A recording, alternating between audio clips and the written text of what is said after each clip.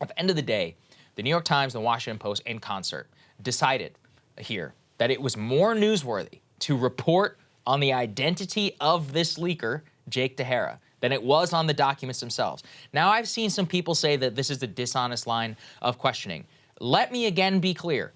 The vast majority of the stories that the Washington Post published prior to its investigation into the identity of Jake Tejera, as well as the New York Times, were based on those 53 documents that we had access to and everybody else. I'm not saying they never did stories on that. What I am saying is that when they had access to new information, specifically the Washington Post, the new information, that they chose to use that new information to go after the identity of the leaker and not instead publish stories about all of the new stuff that they exclusively had. Yeah. If we had those in our possession, Krystal, we had number one, maybe we would get to the identity, although I'm not sure yet. Identity here, and then all 250 docs. What do you think we're going with for the first week? Docs, a whole team. We're gonna be reporting it out and saying for comment and trying to make sense of all of it. That's not what they chose to do. They chose to hunt this guy down. And Glenn Greenwald spotted a very revealing tweet from the New York Times military correspondent. Let's go ahead and put this up there on the screen, where he says, quote, "The New York Times worked feverishly to find the identity of the guy leaking top secret documents on Discord. Ironically, if the same guy had leaked to the New York Times, we'd be working feverishly to conceal it." Now, why does that matter? Because really, it seems that Tejera's crime was not leaking exclusively to the mainstream media. His real crime was shit posting on Discord, then it all getting out there and allowing people like us to make sense of it and having some access, people on Telegram, wherever, the entire internet effectively had access to some of these documents. That then appears to be like what the main beef was. And for that crime, for making Ukraine look bad, basically, they have decided to hunt him down, which is stunning and crazy. And it just shows you too, like, they don't believe anymore in actual 100% transparency in any of these conflicts. Yeah. They really don't. What we just discussed around the way that they're selectively reporting the documents, even that we can compare our reporting to theirs. But more so, like, if you just put out the raw stuff like WikiLeaks or, like Jake Tejera, or at least inadvertently like Jake Tejera did, well, then they're going to hunt you down, they're going to go after you, and they're going to turn against you, which I just think is an insane twist for the paper that, once took the Pentagon to court, all the way to the Supreme Court in the Pentagon Papers, which remains one of the most significant cases in U.S. history. It's also part of a multi-decade, I guess, trend among our preeminent news outlets in this nation to target their firepower at, like, random, relatively powerless individuals versus institutions that are truly powerful. I'm not saying they never do that. Yeah. But if you look at the choices that had to be made here, even a vast institution like the New York Times has limited news gathering resources. They clearly put all of their firepower towards finding Jack Tejera. That was the focus. That was the goal. They wanted to be first. They were clearly in this race with the Washington Post, who had found the Discord people, and they were getting some information about the guy, but they didn't have the exact identity. And so the New York Times, rather than feverishly working to obtain all of the documents that were posted to the server and rooting through them and finding out what was most relevant, what was most dissonant picture being painted by these secret documents versus what the government is actually telling us, rather than doing that, they train all their firepower at this individual who is, in fact, he's going to be powerless now. He's going to be, this is it for him, basically. He's probably going to spend the rest of his life in prison, is very likely what's going to happen here.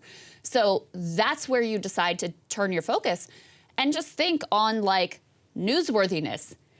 Is it interesting to know who the leaker is and the Discord? Yeah, it's interesting, right? Human curiosity, sure. Is it incredibly important in terms of whether or not we're going to end up in World War III and what our top officials are saying behind the scenes and the reality of how that war is going?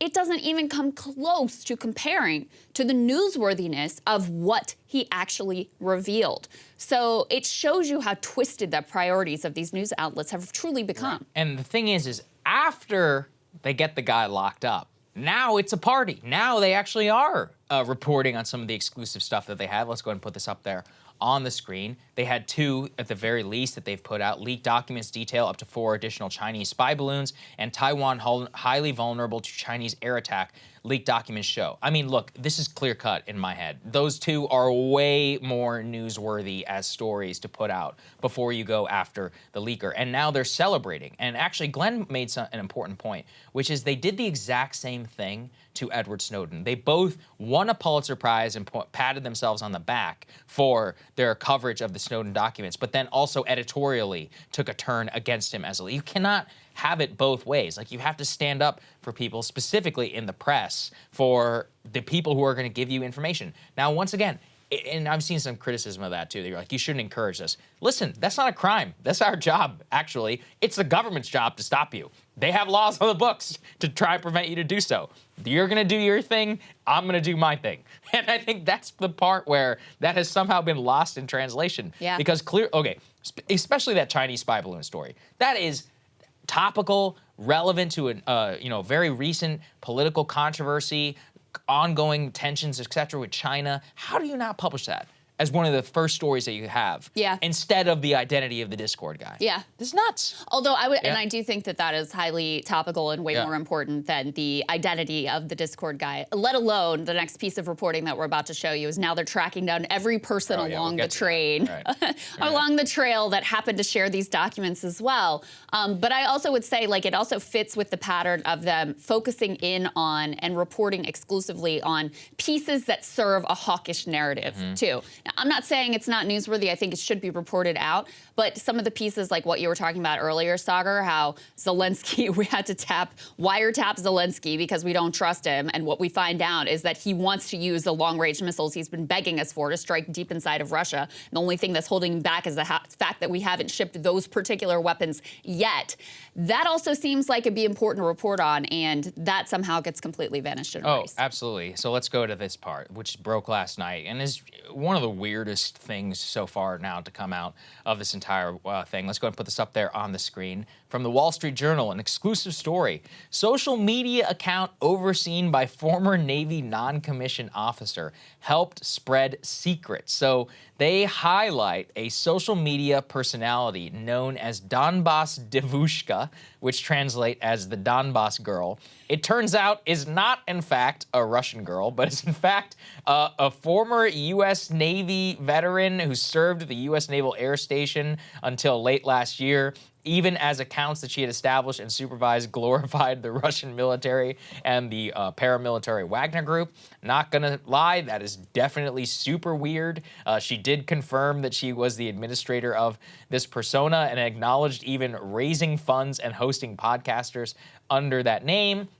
She was one of the people who did, and actually, I know a little bit about her because of the Telegram. I'd seen that she was one of the first people to at least get her hands on some of those initial documents, share some of those screenshots that were then put out onto Telegram. But again here, the Journal is focusing in on her.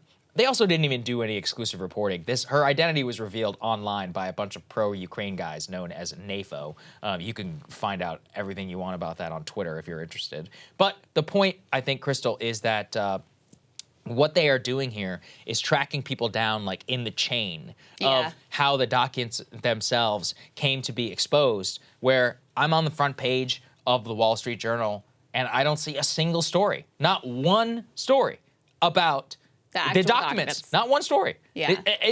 How can they possibly square that? Like, so we're going on to and again, sure, like, by the way, just anybody who was online could have found out about this. You don't need the Wall Street Journal because all these NAFO guys have been talking about it. And I, even follow a few of them. I was aware of it even before they went ahead and published this. But now it seems that the narrative is that this somehow was like a Russian influence op with the distribution. Like, no, it wasn't. It was just people noticed that there are docs out there, and then people who are journalists did their job and went to go find them to try and make sure that we could publish whatever was noteworthy within them. That's it. Yeah. It's such a crazy development. Well, I'm sure there were a lot of folks who were very disappointed that the actual leaker wasn't some sort of Russian misinformation plot. Yeah. So I guess this is the next best thing that they can go. Yeah, this is the next best thing. You're right. And by the way, for those of you who might think I'm a Russian shill, this actual Russian shill has me blocked. Yeah, on she has Twitter. you so blocked. The real Russian shills She hate doesn't have me blocked, so I guess I'm the shill. Yeah, congratulations to all my worst critics. But yeah, I mean, I just look at this and I'm like, okay, the Washington Post got their little piece of the reveal the leaker action. You know, they were the first up with they talked to the Discord people. Then the New York Times got the real scoop, you know, unearthing this guy's identity. And it was literally that same day that the feds arrested him. Yeah. Like, I mean, they Literally. directly assisted in the federal government tracking this man down. So I guess Wall Street Journal just had to get their little piece of the action here and at least find out who it was that then shared them to the wider There's audience. an interesting, if people know the documentary Citizen 4, it's free on YouTube, about Snowden. It has the behind-the-scenes footage of Glenn Greenwald and what's her name, like Laura Poitras. I never know how to pronounce it. Yeah. Anyway, Laura and Glenn in their initial interactions with Snowden. And one of the first things that happens, like when the moment they get into the Hong Kong hotel room, is Snowden specifically is like, I don't really want the story to be about me. He's like, I know that we will eventually get there, but I want to leave it up to you. And there was kind of a conscious decision that Glenn made in that moment to publish one of his first stories on the Guardian website, which did not talk about Snowden, because it was only after Snowden's identity became public that then it was a major circus around that, and it wasn't about the documents. And Snowden himself was actually very aware of how much the media was going to focus in on him and his identity specifically. But I thought it was important that when we bring Glenn's criticism of all this, this is a guy who did it before. He literally did this and did it in probably the best way possible, which was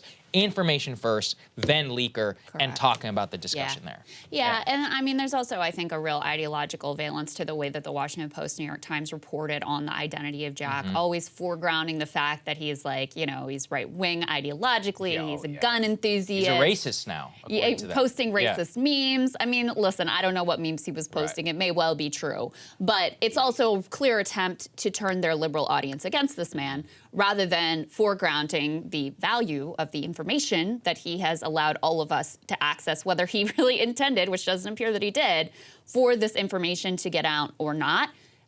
Whether intentionally or accidentally, he's done us all a great service, and, you know, I appreciate it for him. Anybody who puts information out there and makes us more informed, that person did us a good service. And I think to the public, too. So, look, my heart goes out to the guy just because...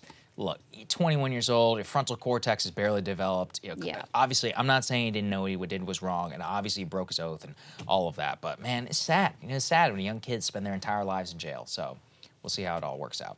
Hey guys, ready or not, 2024 is fully upon us now, and Saagar and I have been brainstorming ways that we can really up our game for this critical election. Yeah, we rely on our premium subs to expand our coverage, to add staff, to upgrade the studio. We just want to give you the best independent coverage of this election, which is possible. So if you can help us out, become a premium subscriber today, breakingpoints.com, or the link is down here in the description video. It really means the world to us, and if you like what we're all about, this is the best possible way to keep us 100% independent, working only for you.